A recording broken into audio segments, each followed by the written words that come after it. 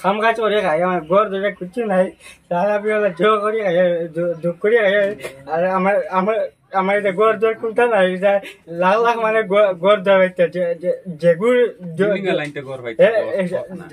যেগুর টাইস মানে ওকে ওকে বার ঘর আমি তো একটা ঘর পাইছি না।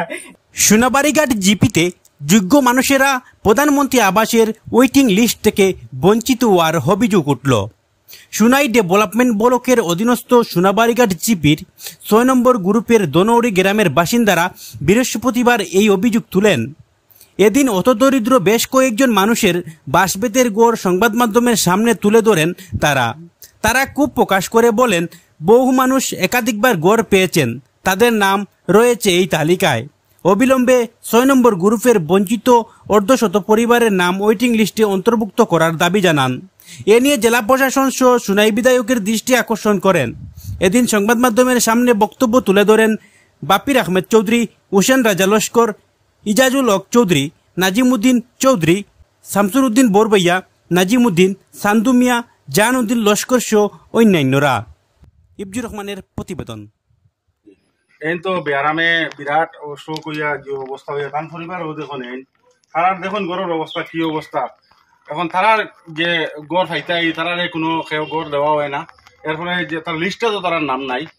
আর তারার অবস্থা দেখুন ওইজন আরো দুইজন মেয়ে অবিবাহিত ছোট ছোট, তারা অরুণোদয় পায় না, প্লাস এখন এই গড়ও যে তারা গড় একটাও নাই থাকার মতো। তোর হওয়ার একটা বোন কই আচ্ছা আছে আচ্ছা হইব তারা অবিবাহিত দুইজন মেয়ে লইয়া এই বাবা আর এই মা কি অসহায় দাঁড়াইছেন এটা কেউ দেখে না আমরা গ্রামর। আর তারা নামটা দিলেও তারা নামটাও দেওয়া হয় না কোনো অবস্থায় যে পিএমআই লিস্টও। আর এই ব্যাপার নিয়ে আর কি আমরা সরকারের পক্ষ গেছে কিছু আমরা আর কি দাবি জানাই আর কি টান টানে যাতে গড়টা দেওয়া হয়। আপনারা নেই চোখে এই গড়টা দেখুন দেখিয়া ফটো মারিয়া ডাইরেক্ট যেখানে দেওয়া লাগে ওটা দিয়া দেন আর কি। মানে হইলো সাবির আহমদ চৌধুরী, আমার গুরু হইল ৬ নম্বর গুরু। আমার খাম কাজ করে খাই আমার ঘর ধরে কিছু নাই সারা বিবেলা জো করি খাই দুঃখ করি খাই আর আমার আমার আমার এটা ঘর দর কোনটা নাই লাখ লাখ মানে ঘর দর যেগুর যেগুর টাইস মানে ওকে ওকে বার ঘর আমি তো একটা ঘর পাইছি না। আমি যদি নাম দিই আমার নাম কাটিলে নাইও আমার নিশ্চয় নামও নাই। আর ছোট ছোট বাচ্চা নিয়ে আমি কিলা খাই আর সব তো ঘর মানে দেখ খাম কাজ করিয়া লাখড়ি বাড়িয়া খাই আর গরু কিছু আমি যদি যাই আমার কোন না না তোর তো 800-700 টাকা ফার্স্ট রুজ ফাইয়া খাম করি আর ওটা মানে আমি কিলা ভাইতাম ওখানটা ফাইবার তো লাইন করে দাও। দনরি প্রথম গন্ডর ৬ নম্বর গ্রুপ বাঁশবেতর গড় যার আছে ৮-৯ খান গড় নিজরও বাঁশবেত কইতো আমারও মনক আমার ভাই বাতি উজা লাগাইয়া আমরারও বাঁশবেত লাগা গ্রামও 3টা করে পাইছুন ফাক্কার গড় আলাইতে।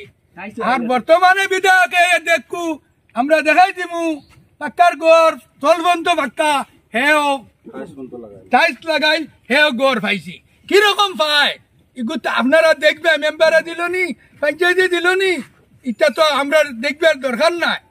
আমরা আন্দাজ পাইলাম 4টা-5টা গড় আনতো তার গড় ফাক্কার গড়ে পাইছে আর 5টা-7টা গড় আইন আছে বর্তমানে বাঁশবেতর গড় তারা একটাও তার নামও পাওয়া যায় না।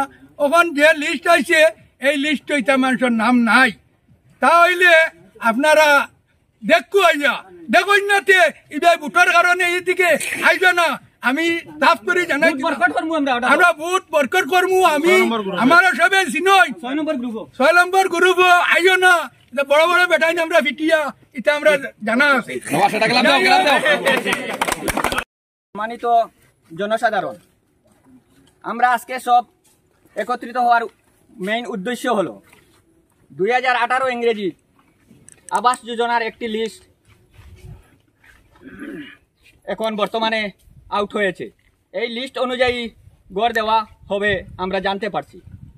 সেই লিস্টের মধ্যে আমাদের সোনাবাড়িঘাট জিপির দনহরি প্রথম খণ্ডের ৬ নম্বর গ্রুপের অনেক দিনমজুরি মানুষের কাজকর্ম করে তারপরে তার প্রাণটা বাঁচায়, কিন্তু তার কোনো এই লিস্টে নাম নাই।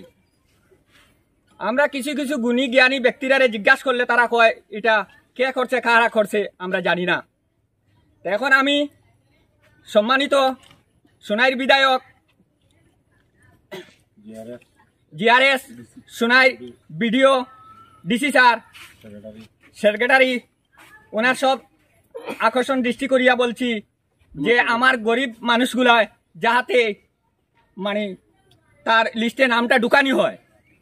এটা প্রমাণিত আছে, আমরা সাংবাদিক ভাইয়ের কাছে কয়েকটি ভিডিও দিয়েছি, তারপরেও আরো 20-25টা ঘর এইরকম আছে, প্রয়োজন পরে আমরা দেখাবো। আর এটা সুতর্জন্ত করে কে কাহারা লিস্ট করেছে আমরা জানি না, ওটা অতি সত্বর মানে লিস্টটা পর্যন্ত করার লাগিয়া আমি অনুরোধ রাখিয়া। আমার মনে হয় এটা তার বেডরুমও বইয়া এই সমস্ত কাজ করছে। যারা লিস্ট বানাইছে তারা অন্ধ, যদি এটা অন্ধ হয়ে থাকে ডাক্তার দেখানোর প্রয়োজন আছে, আর যদি সুস্থ থাকে তারা আইনের আশ্রয় করা দাবি রাখিয়া আমি আমার বক্তব্য এখানে শেষ করলাম।